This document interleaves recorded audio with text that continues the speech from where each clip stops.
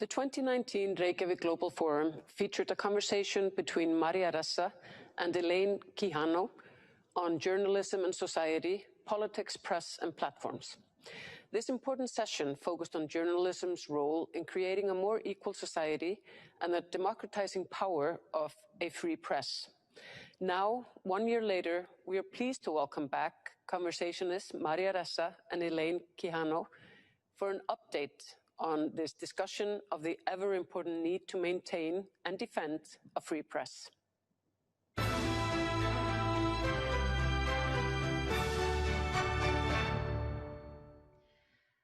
Maria Ressa is a journalist based in the Philippines. She is the co-founder of the news website Rappler. It is a website whose reporting often draws the ire of President Rodrigo Duterte's government. As some of you may remember, Maria joined us in Iceland last year as she awaited a verdict in a case charging her with cyber libel, which could include prison time. And Maria joins us now. Maria, thank you so much for being here with us. It is wonderful to see you. First of all, bring us up to speed. What has happened with your case since we last spoke? First, it's good to see you again in quotes, right? But how I wish we were in Reykjavik again at a whole different time. But look, on June 15th, I was convicted along with a former colleague for cyber libel for a story 8 years ago that we published 8 years ago at a time when the law we supposedly violated didn't even exist.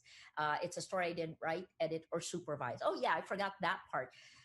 I can only joke about it because it is just so ludicrous. Anyway, we are appealing this. It is now at the Court of Appeals. There are 3 judges who will look at it. And then other cases have moved. There are now, I was arraigned on another tax evasion charge. So we have cyber libel, it's the first bucket, tax evasion, there are 5 of them. In order to bring these cases to court, Rappler was reclassified as a dealer in securities. And then the last bucket is a securities fraud. Of course, I will fight all of these in court because I want a signature in case there are convictions, because I will fight for justice every step of the way. Yes, one thing we know about you, Maria, you are in fact a fighter. Last year you drew parallels between what was happening with the government of Rodrigo Duterte and the Trump administration. We, of course, just had an election here in which the sitting president is not conceding, despite the fact that you have had a number of news organizations, including CBS News, project President-elect Joe Biden as the winner. I wonder if you still, though, see parallels between President Duterte's administration and President Trump's administration. Absolutely. I mean, in so many ways, right? But the one that I look at is, as you know, technology. I look at this because what the tech platforms have shown us is that human beings all around the world have far more in common than we are separated by cultures. Journalists tend to think, cultural differences, but here you go. Social media over the last few years. Since last year, I've gone much further, Elaine. I now call social media platforms behavior modification systems. We are Pavlov's dogs. What is happening in the United States right now is extremely alarming because Silicon Valley sins have come home to roost. The fact, we've always, last year we talked about bottom-up lies, exponential lies on social media, met by top-down mimic of those lies. That's what happened with me and President Duterte. Look at the conspiracy theories that you're dealing with and failure of elections in quotes, right? These conspiracy theories were seeded, and one of the proponents of them was Russia Today. You can go to the Stanford Internet Observatory to look at how the color revolution or, what is being said by Rudy Giuliani top down, President Trump top down, all to make you believe there was a failure of elections. And here's the hard part is that real people believe this. What are you going to do? And that is what tech has enabled. So we have a lot more in common. I just hope you solve this problem before our own presidential elections in 2022. I mean, Maria, we have, though, seen these companies take some steps, right? In the wake of this increased scrutiny, we've seen, for instance, Twitter in the United States flagging some of the tweets by President Trump when there are false or misleading claims.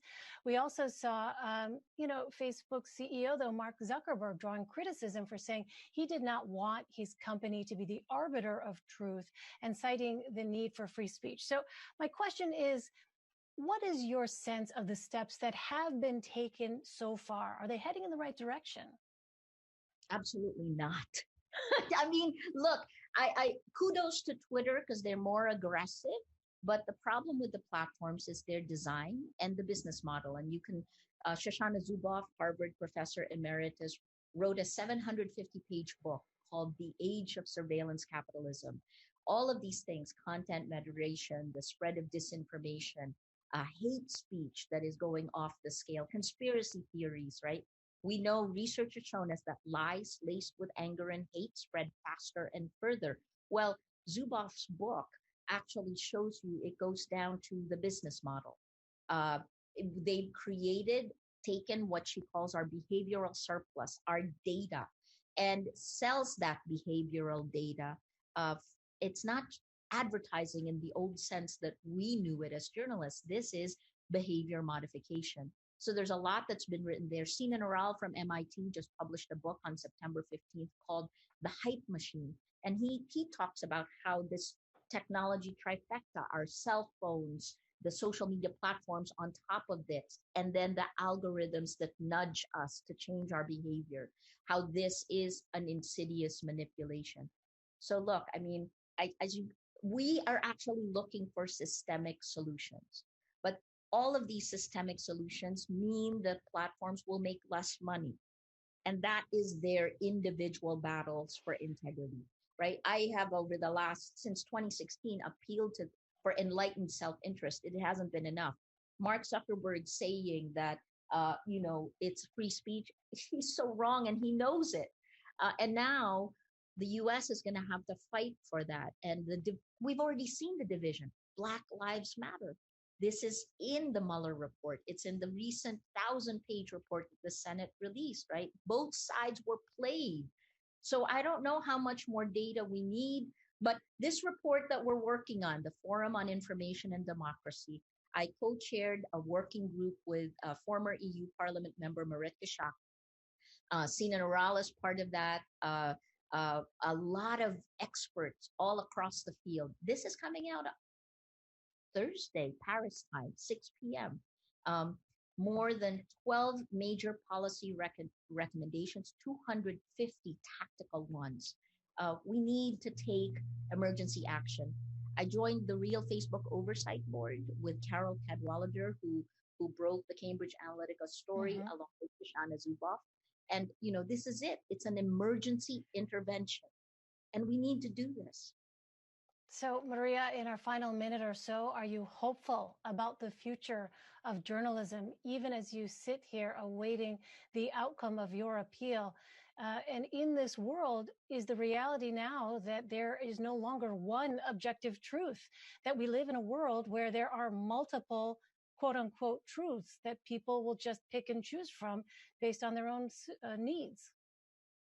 I think that even gives too much power to the people. That's not the way I would describe our world today. We're living in the matrix. We're feeding energy to the social media platforms, and we're living in illusions. We are being manipulated. And this is untenable for democracy. This is why journalists are under attack, because we continue to speak truth to power, to hold power to account. It's also, look, Madeleine Albright has already warned about the rise of fascism, but fascism is only one thing. Again, look at the Matrix. When you watch the Matrix today, in these conditions, what we're living through, are we going to take the red pill or the blue pill? Ooh, that has other meanings, doesn't it? It does have other meanings. I wasn't going to say anything, but in some circles, there are conspiracy theories that are precisely centered on what you just said there. But Lord. But in any case, Maria, the thing that makes you hopeful, I want to leave people with a just sense of what does, as you look at this landscape, make you hopeful, particularly about the future of journalism. People like you, journalists who hold the line. Look, strangely, even as I've been speaking like of doom, which really, I mean, when I'm facing jail, it is doom, right? I'm facing it. It's also a time where we can create the world we want, right? COVID has destroyed everything already. We've been fighting these battles, it's exacerbated it. In the Philippines, power has consolidated power. Well, we can still fight, we can create. And that's the optimism, I think. We have to, every person watching in a democracy has got to ask themselves, what are you willing to sacrifice for the truth? You can't just vote. You have to do far more than vote. And remember this, every generation gets the democracy it deserves.